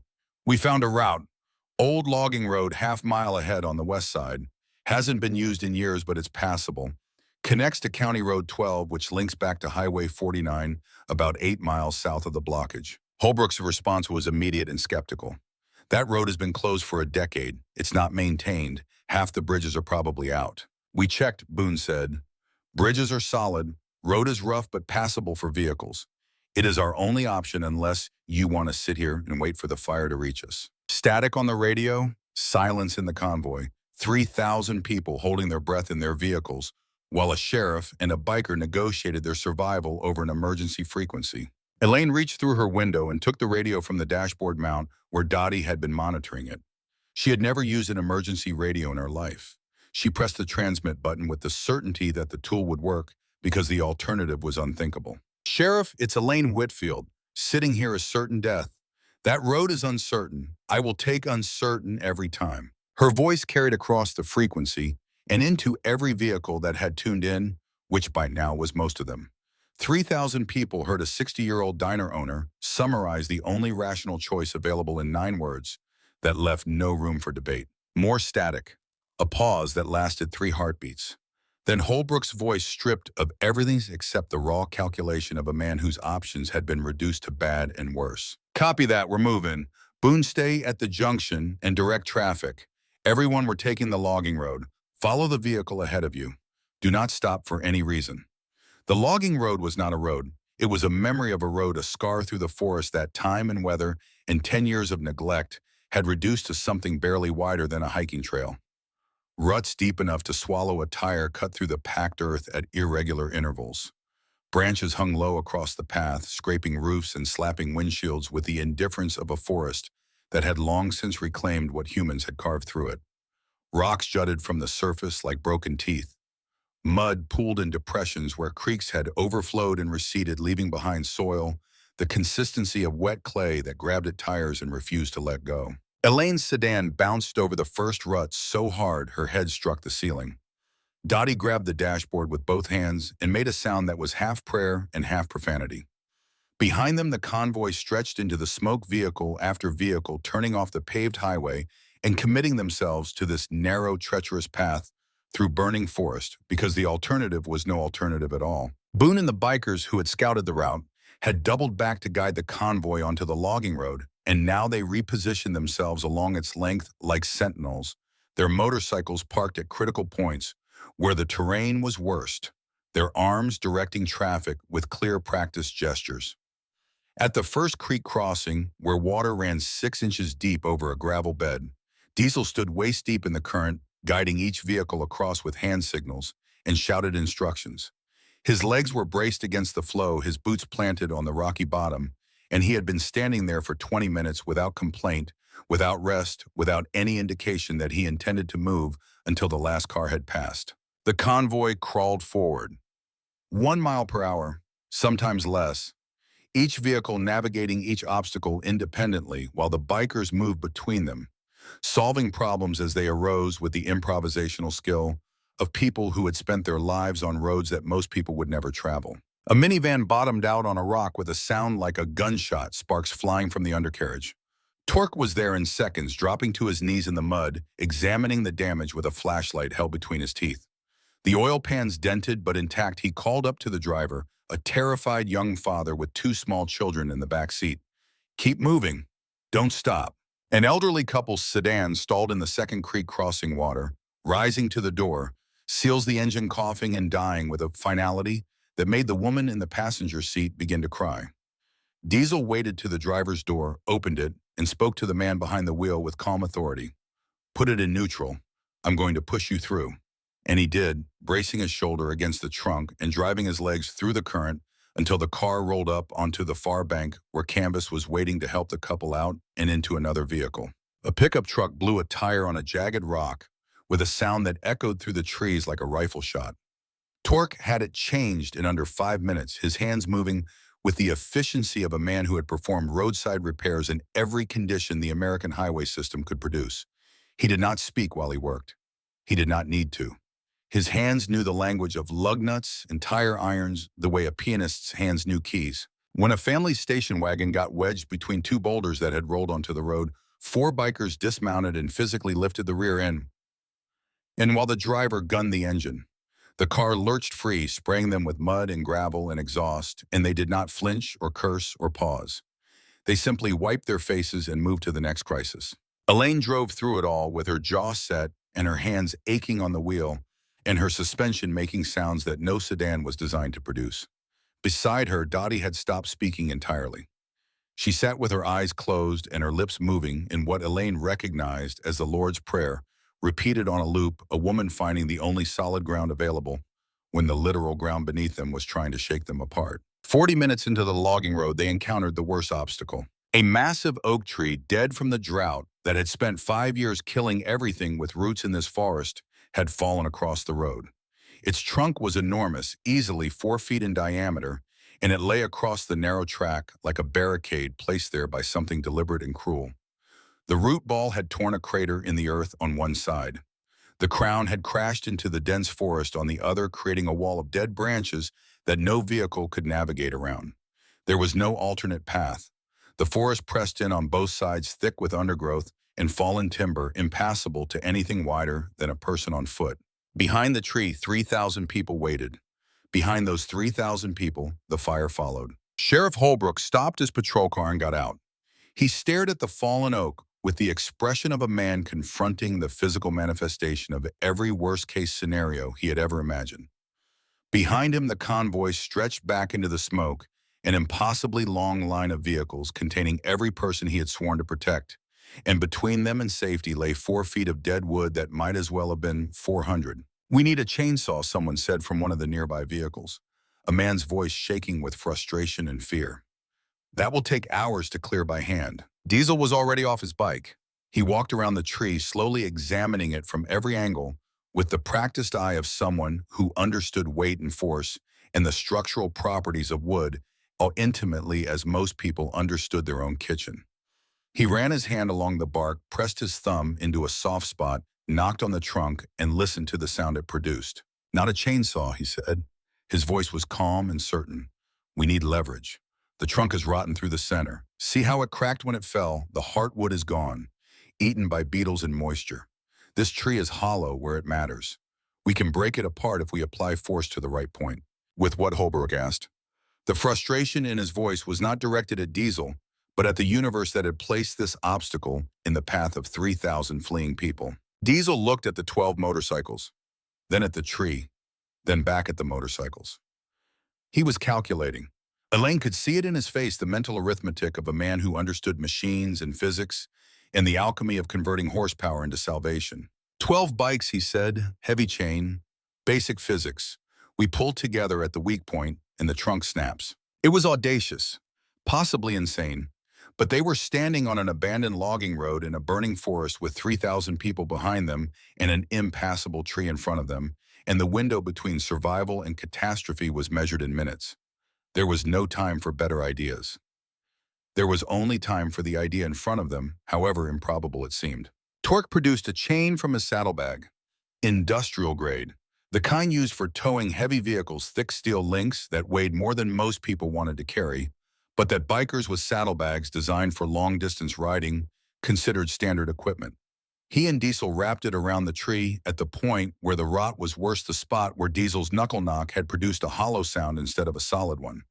They looped the other end through a complex configuration that distributed the load across all 12 motorcycles, each bike connected to the one beside it, forming a single unit of combined horsepower aimed at a single point of weakness. All 12 Hell's Angels mounted their bikes. The engines roared to life in sequence, a cascade of mechanical thunder that rolled through the forest and momentarily drowned even the fire's roar. Boon sat at the center of the line, his hands on his handlebars, his eyes on the chain. On 3, he called over the engine noise. Slow and steady. We pull together or we don't pull at all. Nobody guns it. Nobody heroes. Synchronized, like we ride. 1, 2, 3. 12 motorcycles engaged their gears and began to pull. The chain went taut with a metallic groan that vibrated through the air. The tree resisted.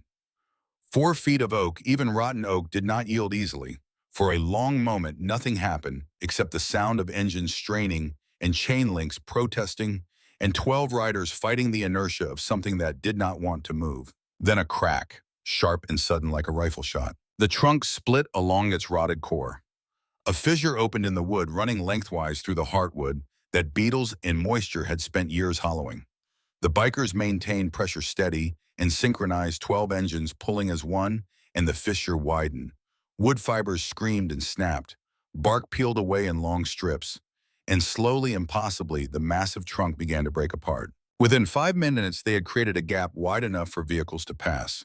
The two halves of the trunk lay on either side of the road, like the parted halves of something biblical, and through the gap, the logging road continued south toward County Road 12 in safety. The convoy moved through one vehicle at a time, while the bikers stayed at the gap, directing traffic, helping vehicles navigate the tight space between the broken halves of the tree. Elaine stopped her car beside Boon as she passed, rolling down her window. His face was streaked with sweat and soot, and the deep exhaustion of a man who had been running on adrenaline and purpose for 7 hours straight. Why, she said. It was the only word she could manage. The complete question, the why of everything, the why of staying, when he could have run, the why of risking his life for people who had locked their doors when they saw him coming, the why that encompassed every decision he and his crew had made since riding out of the smoke that morning. Boone wiped his face with the back of his hand, spreading the grime into new patterns across his weathered skin. He met her eyes, and in his gaze she saw something she had not seen there before. Not sadness, not resignation. Something clearer and simpler and harder to name. "We're just people, ma'am," he said, "and people help each other. That's all." Elaine shook her head slowly. "You are more than that. You are the ones who stayed when you could have run. You are the ones who helped when everyone else was too scared or too busy. That makes you heroes, whether you want the word or not." Something moved across his face. Discomfort, maybe, or the unfamiliarity of hearing a word applied to himself that he had never expected to wear. She drove on, through the gap in the tree, down the remaining miles of logging road, until the packed earth gave way to gravel, and the gravel gave way to pavement, and the pavement connected to County Road 12, which wound through untouched forest to rejoin Highway 49, 8 miles south of where the fire had blocked their escape. The convoy emerged from the logging road like water finding an outlet, vehicles spreading onto the paved surface with an almost physical sense of relief. The smoke was thinner here. The sky, while still hazy, held actual color rather than the monochrome orange-gray that had defined the world for the past 8 hours. And ahead, visible through the windshield for the first time since morning, Elaine could see something she had begun to fear she might never see again. Open road, leading south, leading away. They arrived at the emergency shelter in Placerville just after sunset. The sky to the north still glowed orange, but the color was fading, the fire settling into its nighttime behavior as the winds died and the temperature dropped, and the monster that had chased them all day retreated into a slower, more deliberate consumption of everything it had already claimed. The Placerville High School gymnasium had been converted into a refugee camp, its basketball courts covered with rows of cots arranged in military precision, its walls lined with tables where Red Cross volunteers distributed blankets, water, food, and the particular brand of organized compassion that arrived whenever Americans faced disaster. Banners hung from the rafters proclaiming the school's athletic achievements. And there was something painfully ordinary about those banners, those records of normal life hanging above rows of cots, where people lay who had lost their homes and their certainty and the comfortable illusion that the world was a stable place. The parking lot was already half full with vehicles from other evacuated communities, and the sight of it all, those displaced people, all those interrupted lives, all those engines ticking as they cooled in the evening air, gave the scale of the Calera fire a human dimension that no acreage number could convey. As Elaine helped Dottie check in with the registration table, she watched the Hells Angels park their 12 motorcycles in a neat row at the far edge of the parking lot. Even here, even after everything, they positioned themselves at the periphery. Habit, the practiced geometry of people who had learned to occupy the margins because the center had never welcomed them. But they did not rest. Within minutes of arriving, they were working. Sparrow connected with the medical staff and began treating smoke inhalation cases with the calm efficiency of a nurse who had spent 7 years in emergency rooms and could assess a patient's needs in the time it took most people to find a chair. Flint joined the volunteer firefighter coordination team, sharing intelligence about road conditions and fire behavior that he had gathered during the harrowing ride through the logging road. The others simply moved through the gymnasium, doing whatever needed doing, carrying luggage for elderly evacuees, setting up cots for families, distributing supplies, comforting frightened children, with the rough-voiced gentleness of people who understood fear and had learned that the best answer to it was simple physical presence. Caleb Mercer found Boon in the gymnasium crowd. The boy tugged on the biker's leather vest, and Boon looked down at him with an expression that held surprise and something warmer beneath it. "My mom wants to talk to you," Caleb said. His voice was still rough from smoke, and the oxygen mask had left faint red lines on his cheeks. But his eyes were clear and bright, with the resilient certainty of a child who had already reclassified the world's categories. Jolene Mercer stood with her husband Wesley, who had driven from Sacramento the moment he heard about the evacuation, breaking every speed limit between the capital and the foothills, arriving at the shelter to find his family alive and intact and forever changed. Wesley was a thin man with glasses and the careful posture of someone who spent his days at a desk working with numbers, and when he extended his hand to Boone Crandall, his face was working with an emotion that his professional composure could not contain. "I owe you my son's life," Wesley said. His voice broke on the word.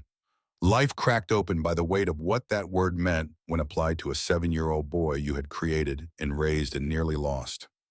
"I said terrible things about your people. Told my kids to stay away, that you were dangerous. I was wrong. I am sorry." Boone shook his hand. "No apology needed. Just take care of your boy." But Wesley was not finished. He had the driven intensity of a man who had spent hours driving through smoke and terror toward the possibility that everything he loved had been destroyed, and who had arrived to find it preserved, and who now needed to acknowledge the debt in words precise enough to match its enormity. "You don't understand," Wesley said. "I work in finance. Numbers, risk assessment. That's what I do for a living. I assess risk, and I assessed you wrong. I looked at the patches and the bikes, and I made assumptions without evidence. That's not just prejudice. That's failed intelligence. And it almost cost me everything." He pulled out his phone and showed Boone a photograph.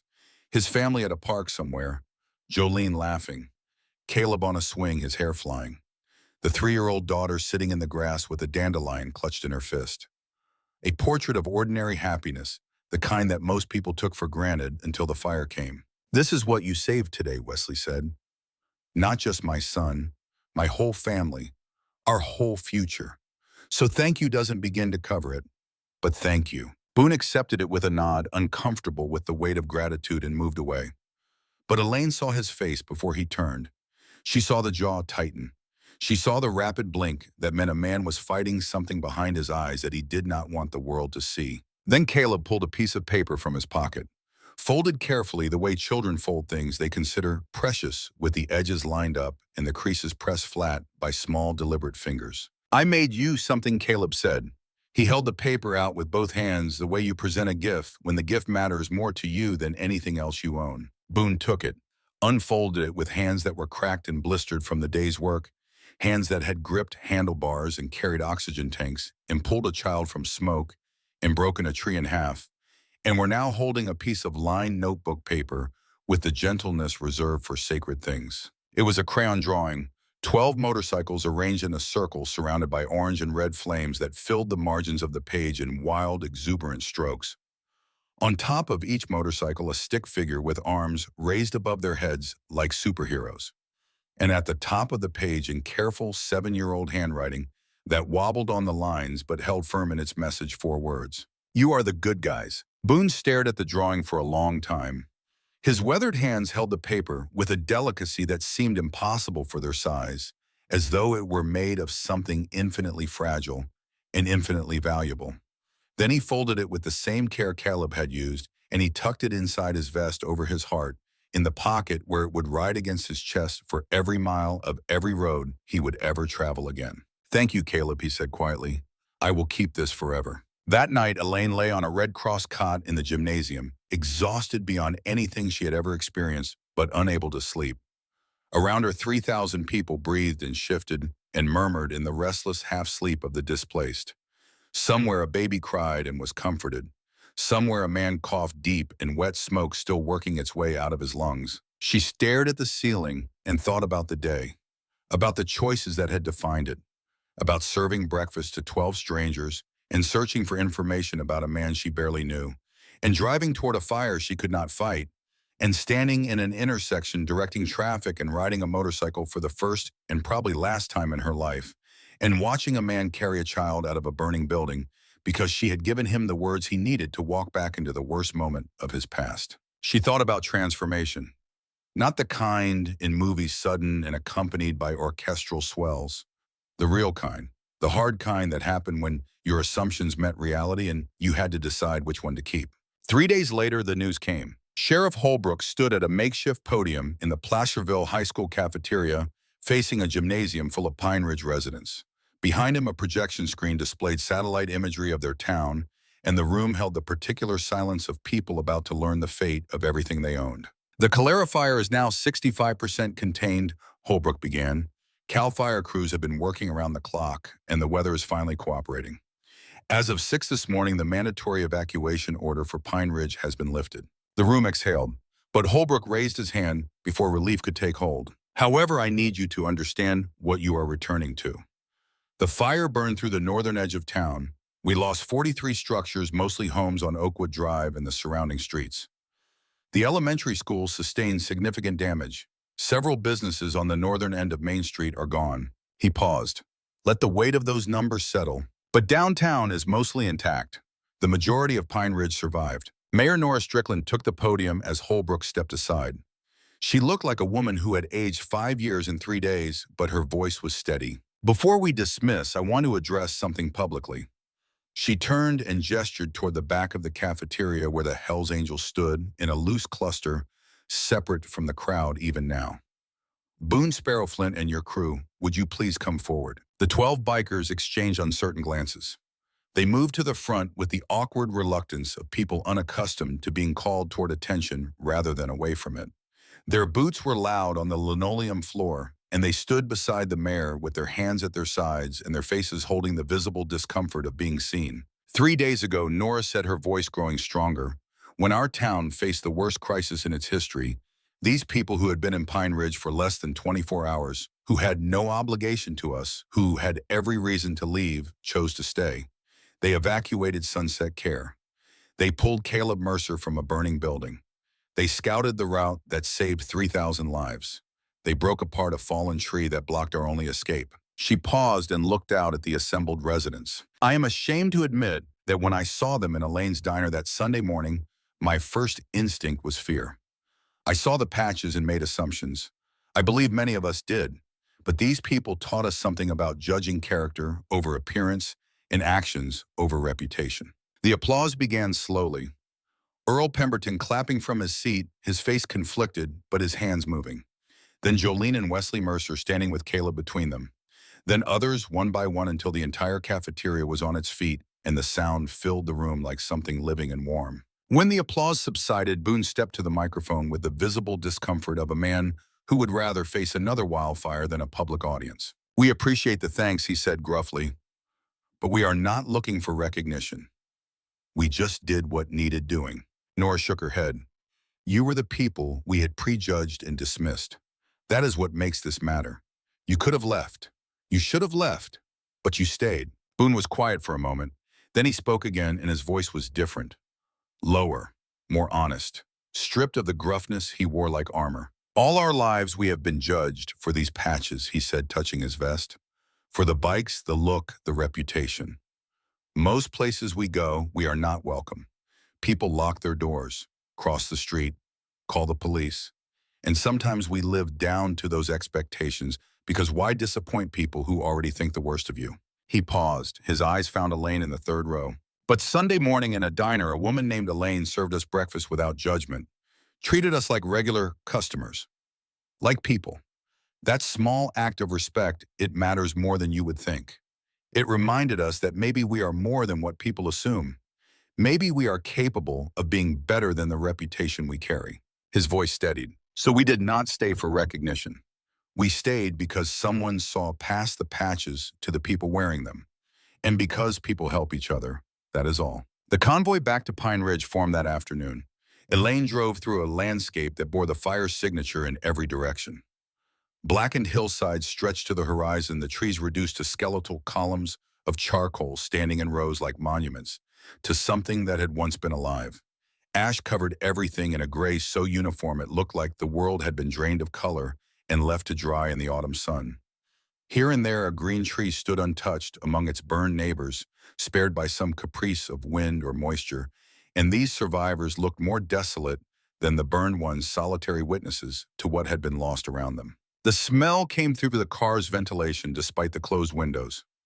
That particular scent of burned forest, sharp and chemical, and carrying beneath it a deeper note of something organic of soil and root, and the accumulated life of decades reduced to carbon in hours. But when they crested the final hill and Pine Ridge came into view, her heart lifted despite everything. The town stood, damaged, yes, smoke-stained and ash-covered with gaps on the northern side where homes and businesses had been like teeth missing from a familiar smile, but standing, surviving. The water tower still rose above the tree line. The church steeple still pointed at the sky. Main Street still ran straight and true through the center of town, its buildings intact, its sidewalks buried under ash but unbroken. Her diner's neon sign, Elaine's Place, in red cursive, was dark but intact. She parked on Main Street and walked to the front door with Dottie beside her. The windows were filmed with soot. Ash drifted in piles against the threshold. Inside, everything was coated in fine gray dust. The counter, the booths, the photographs on the wall. But it was all there. 32 years of her life waiting for her to come back and bring it to life again. The damage was cosmetic. The structure was sound. The rest was just work, and Elaine Whitfield had never been afraid of work. The Hells Angels motorcycles rumbled down Main Street one final time, pulling to a stop in front of the diner. Boon dismounted and looked at the building, then at Elaine. "Your place made it," he said. "Thanks to you. Thanks to all of you." "We are heading out," Boon said, "back to Sacramento." But he hesitated, and in that hesitation, Elaine heard something she recognized from 32 years of reading people across a counter. A question forming beneath the surface, circling the words it needed, afraid of the answer it might receive. "We ride through this area sometimes," he said. "Would we be welcome to stop in for breakfast?" It was not about breakfast. They both knew that. It was about belonging, about whether the transformation of the past 3 days would hold when the crisis faded, and ordinary life resumed, and people had the luxury of returning to their comfortable prejudices. Boone Elaine said, "You and your crew will always be welcome here, anytime." Something eased in his face. A tension she had not consciously registered released from his shoulders, and for one moment the man behind the patches was fully visible. Not a biker, not a president, not a reputation, just a person who wanted to be told he could come back. He nodded, shook her hand, mounted his bike. 12 engines roared to life and the convoy pulled south. The weeks that followed were consumed with rebuilding. Crews cleared debris from the 43 destroyed homes. The elementary school was assessed, repaired, and eventually reopened. Businesses returned one by one. Elaine cleaned her diner with help from dozens of volunteers who showed up without being asked, scrubbing soot from surfaces and washing smoke from curtains and restoring order to a place that had always been the town's center of gravity. On her first day back open, she hung new additions to the wall of photographs that documented Pine Ridge's history. A picture of the 12 motorcycles lined up in front of her diner that Sunday morning, taken through the window before anyone knew what was coming. Caleb Mercer's crayon drawing mounted in a simple wooden frame, and beside it, protected behind glass, the napkin Boone had left beneath his coffee cup. "Thank you for your kindness. It is rarer than you would think." The town settled back into its rhythms, but not entirely. Not the same rhythms as before. Something had shifted in the bedrock of Pine Ridge's identity, and whether that shift would hold was tested 6 weeks after the evacuation at a town council meeting that Elaine would remember as the moment Pine Ridge decided what kind of community it wanted to be. The meeting was held in the community center on a Thursday evening. The agenda was reconstruction priorities, zoning amendments for temporary housing, and a proposal submitted by Earl Pemberton and 7 co-signers requesting that the town council adopt an ordinance restricting organized motorcycle club gatherings within Pine Ridge town limits. Elaine sat in the third row and listened as Earl Pemberton stood at the public comment microphone.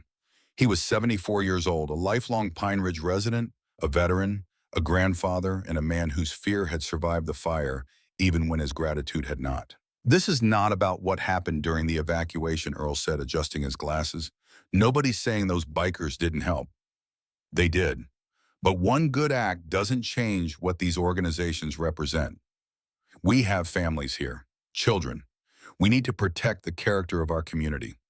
This ordinance simply ensures that large motorcycle club gatherings don't become a regular occurrence in Pine Ridge. He sat down to a smattering of applause from a small cluster of residents who shared his position.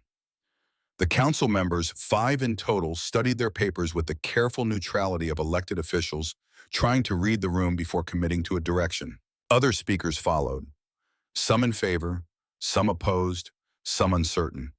The arguments were familiar: safety, property values, reputation, the comfort of keeping unfamiliar things at a distance. Elaine waited. She let others speak first because she had spent 32 years learning that the most effective voice in a room was often the last one, the one that spoke after everyone else had exhausted their positions and the silence was ready to receive something different. When she stood, the room quieted, not because she demanded it, but because in Pine Ridge, when Elaine Whitfield stood up to speak, people listened. 32 years behind a counter had earned her that. She did not raise her voice. She did not gesture or pound the podium or appeal to emotion with the practiced rhetoric of someone trying to win an argument. She simply told the truth, plainly, specifically, without embellishment.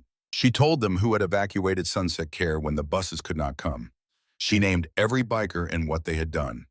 Canvas talking Mr. Waverly out of his room, Dove carrying Mrs. Pemberton through the hallway, Sparrow organizing triage with the precision of a trauma nurse. She told them who had pulled Caleb Mercer from the art supply closet of Pine Ridge Elementary with 4 minutes of breathable air remaining.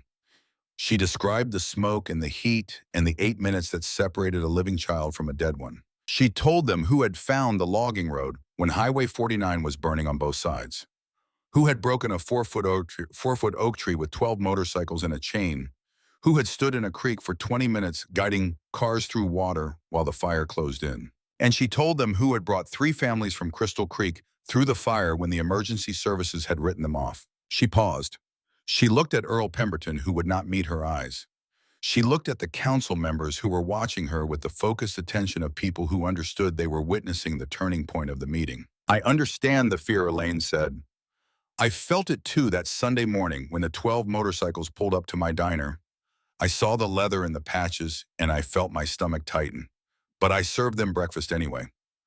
Not because I was brave, because I was raised to believe that you treat people as people first and judge them by their actions, not their appearance." She took a breath.